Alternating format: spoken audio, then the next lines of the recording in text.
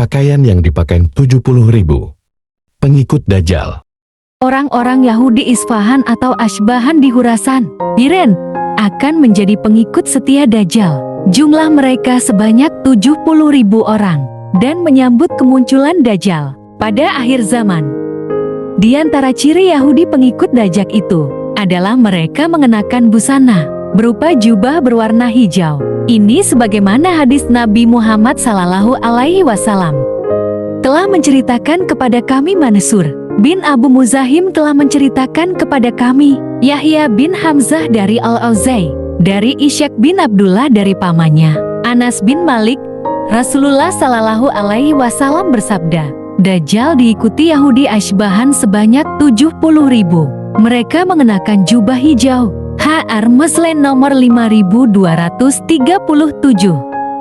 Ibnu Katsir dalam kitab Nihaya Al-Fitan wa Awal Akhir Az-Zaman yang diterjemahkan Ansori Umar Sitanggal dan Imron Hasan dalam buku Huru Hara-Hari, Dajjal akan keluar dari daerah Isfahan, yaitu dari perkampungan di sana yang disebut Yahudiyah.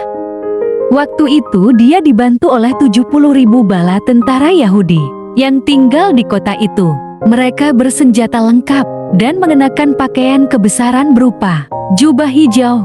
Juga dibantu pula 70.000 bala tentara Tartar dan beberapa orang dari Khurasan.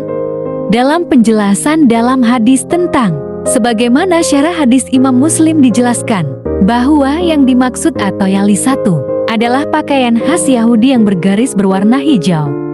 Dan adapun orang-orang Yahudi akan memakai toyalisa, yaitu pakaian yang mempunyai garis-garis, yaitu pakaian yang ditaruh di atas bahu atau mengelilingi tubuh seperti selendang atau jubah. Meski begitu, ada sebagian ulama menyebut pakaian itu adalah selendang yang dapat menyelimuti tubuh berwarna hijau dan itu menjadi pakaian orang Yahudi zaman dulu dan juga digunakan orang Persia. Wallahu alam. Akan tetapi ketika Dajjal keluar, orang-orang Yahudi ini mengalami perubahan wajah menjadi bengkak-bengkak seperti tamang atau perisai. Sebagaimana dalam hadis berikut telah menceritakan kepada kami dia berkata, telah menceritakan kepada kami Ibnu Abi Arubah dari Abu Bakar As-Siddiq. Dia berkata, Rasulullah SAW bercerita kepada kami bahwasanya Dajjal akan keluar dari bumi bagian timur yang disebut Khurasan. Banyak orang yang mengikutinya, seakan wajah mereka seperti tamang yang dipalu. HR Ahmad. Pada akhir zaman, sebagian dari orang-orang Yahudi di Isfahan atau Ashbahan, Khurasan, Iran akan mendukung Dajjal. Dalam peristiwa Al-Malhamah atau Armageddon pertama, dengan keluarnya Duhan, Dajjal mengalami cacat, luka, bengkak-bengkak di tubuhnya, lalu bekas luka di dahinya membentuk tulisan kafir.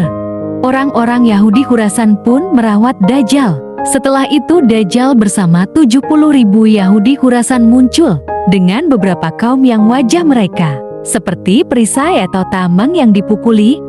Wajah Yahudi pengikut Dajjal seperti itu akibat dukan. Wajah mereka yaitu wajah Yahudi pengikut Dajjal mengalami bengkak-bengkak pada seluruh tubuh sebagai akibat datangnya Duhan, sehingga setelah sembuh wajahnya benjol-benjol tak karuan.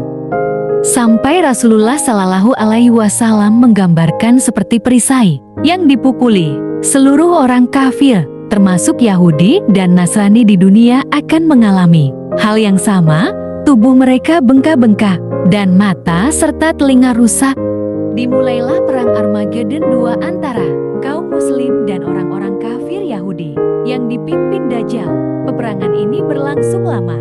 Pada 1 tahun pertama, kaum muslimin terkonsentrasi di Syam dalam penaklukan Konstantinopel. Seluruh kaum muslimin di wilayah Khurasan yang meliputi Iran Timur, Afghanistan, Kashmir, dan Pakistan Utara diobrak-abrik Dajjal. Kemudian Dajjal menjelajahi semua kota dan desa mencari pengikut. Sebagian besar pengikutnya adalah Yahudi dan wanita. Kemudian Dajjal muncul di daerah antara Irak dan Syam. Mulai dari sinilah kaum muslimin bersiap siaga menghadapi Dajjal. Semua negeri dapat didatangi Dajjal, kecuali Makkah dan Madinah serta Masjid Al-Aqsa. Fitnahnya yang besar membuat banyak kaum muslimin murtad, yaitu mereka yang lemah imannya, sehingga mudah mengikuti ajakan Dajjal. Didukung kondisi saat itu yang sulit mencari makan, karena banyak tumbuhan yang mati akibat dukan yang tebal dan gelap, padi dan gandum layu tak bisa tumbuh. Jumhur ulama meyakini bahwa Dajjal tengah berada di suatu tempat yang ditetapkan Allah SWT. Hingga waktu kemunculannya tiba, disebutkan bahwa Nabi Shallallahu Alaihi Wasallam pernah bersabda bahwa Dajjal berada di suatu pulau di sekitar Laut Yaman. Keberadaan Dajjal tersebut disebutkan dalam hadis yang berasal dari Fatimah binti Qais. Ia menceritakan seseorang sahabat Nabi, yakni Tamim ad-Dari pernah bertemu Dajjal dan Al-Jasasah pada masa Rasulullah. Ketika itu, Dajjal sedang dibelenggu kedua tangan hingga lehernya, sementara kedua lutut, sampai mata kakinya terikat dengan rantai besi. Dajjal akan berkeliling ke berbagai penjuru bumi dalam waktu 40 hari. Abu Usama Salim bin Id al-Hilali dalam Syarah Riyadus Shalihin menjelaskan Dajjal memiliki beberapa sifat yang menunjukkan kebohongannya, antara lain mengaku dirinya sebagai Tuhan. Sifat-sifat yang dimiliki Dajjal ini menunjukkan kekurangan dan kelemahan, sementara sifat-sifat Allah SWT adalah sifat-sifat kesempurnaan dan keagungan yang layak bagi Allah SWT. Abu Usama Salim bin Id al-Hilali menjelaskan, sekalipun Dajjal mengaku Tuhan dan memunculkan kejadian-kejadian luar biasa dari kedua tangannya, ia tidak mampu mengubah cacat matanya menjadi normal. Itulah pakaian yang dipakai oleh pasukan Dajjal pada akhir zaman. Semoga video ini bermanfaat untuk kita semua. Terima kasih sudah menonton. Semoga sehat selalu, panjang umur, rezeki lancar. Yang sedang sakit semoga cepat sembuh. Jangan lupa sholat. Semoga kita semua masuk surga tanpa hisab. Amin. Amin ya robbal alamin. Terima kasih sudah menonton. Subscribe, like, komen, dan share.